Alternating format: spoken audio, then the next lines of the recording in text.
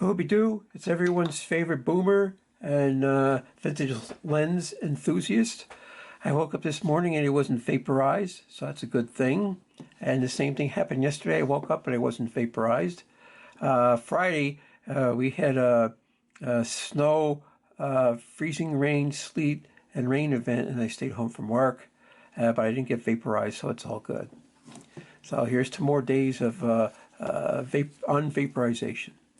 So yesterday was cold and clear, and I took the Rebel T1i out, and I have the this is the Canon NANO EFS 18 to 135, and it's well, what is it? It's 3.5 to 5.6. But it's a nice sunny day, and I was using ISO 100 and 400 mostly, so it didn't matter. So let's just do a quick review of this camera.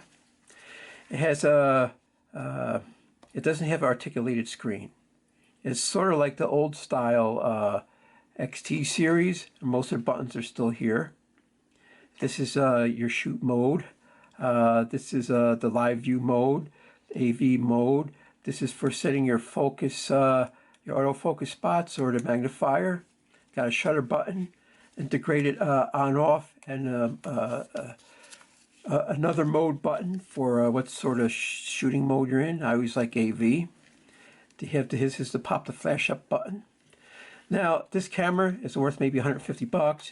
It's used. If you get a spare battery and a charger and a kit lens, and if it's in perfect condition, that's a fair price for it. It's a nice camera. I shot some videos with this yesterday in 720 mode, and the battery went pretty weak, pretty fast. It was pretty chilly out. It was in like the high 20s, and that might have had something to do with it. But I did run maybe like a half a dozen 30 or 40-second movie clips previously, and that's just the way this camera is. 720 mode, you're limited to like 1-minute clips, and you have to give the camera a rest, or the battery a rest. So that's just the way this camera runs. And in the 1080 mode, forget about it. You'd be lucky if you get 15 seconds. You would have to have the power adapter, which I have. You would take the battery out, you put like a dummy battery in. It has a cable that slips through there. Notice this battery says battery number 4. I got like 5 batteries. And if you want to go out and shoot movies, then you need all of them. Now, if you're just shooting pictures, 1 battery will get you through a whole day taking pictures left and right. But the movie mode, it's a battery hog. But I did take a couple of movies, and they're going to be at the end. So we're going to have this little brief introduction here. Then we're going to look through a bunch of still pictures that I took on Saturday, which today is Sunday, so that was yesterday. And then the 30 or 40-second movie clips will be at the end, and you'll get an idea. If you stumble across one at a garage sale, at a secondhand shop, maybe you've seen one online, and should I get one? Yeah, they're good cameras if you could get it cheap. Now, this is the problem. This lens is still in production. They started making them in 2009. It's 2022, and they're still in production. They're like $500 or $600 brand new, and they're worth every penny. They're an excellent lens. I highly recommend it. An APS-C type camera, it's the only camera you really need, a lens you need. It has autofocus, manual focus, but which is ridiculous because you have full-time manual focus anyway, and you can always shut the stabilizer off in case you put it on a tripod or something. But I never had occasion to shut the stabilizer or autofocus off anyway. So there you have it. If you could get, now, like I said, this is $300. That's a different story. Forget that.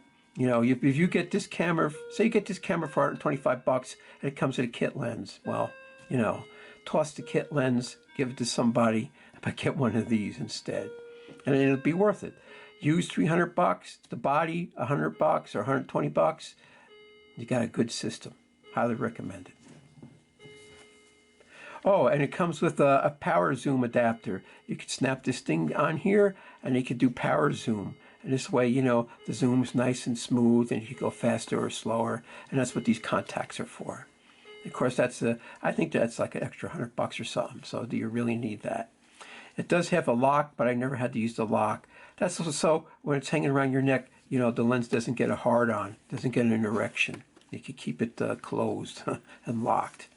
But I highly recommend it. But at any rate, let's get into the photos and the videos. I like squirrels, and this is through a picture window. And I also like the snow. This is on February 26, 2022.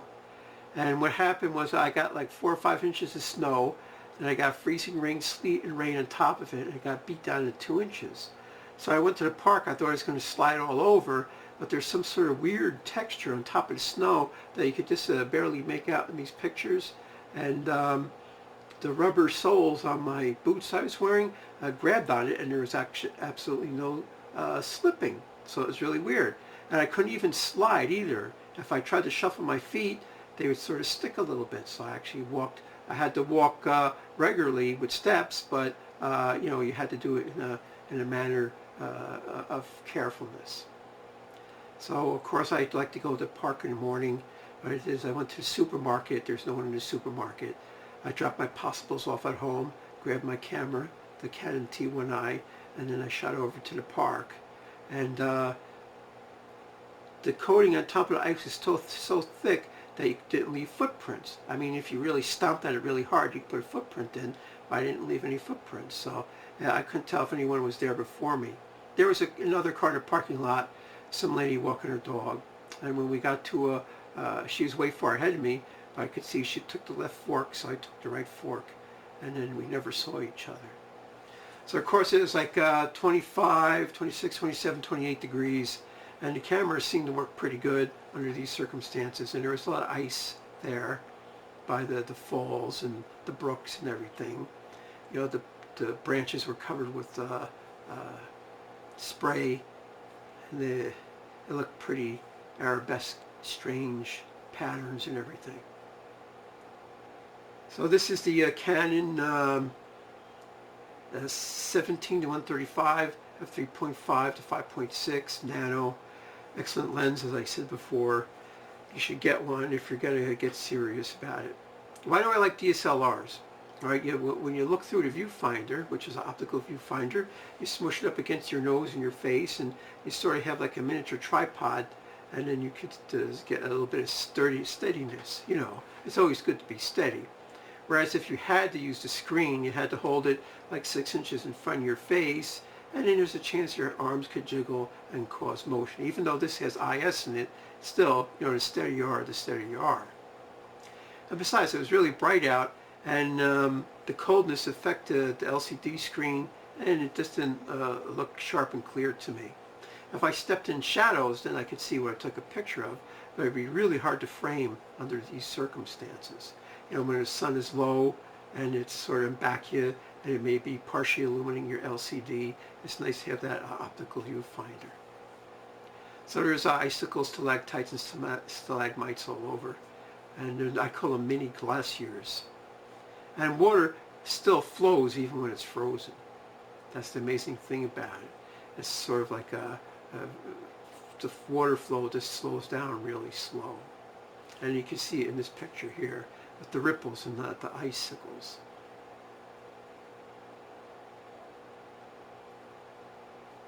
You know, this is a close-up shot. These icicles are maybe only, you know, 3 inches long. So it's sort of like a macro territory a little bit. And this is February. This is the end of the winter season pretty much.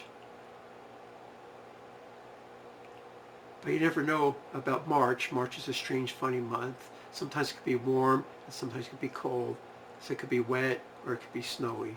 So, you know, even up through April and even through May, you could still possibly get snow. I mean, real wintry snow, oh, that's February's the best time for that. Just the shapes of ice and water, it's amazing.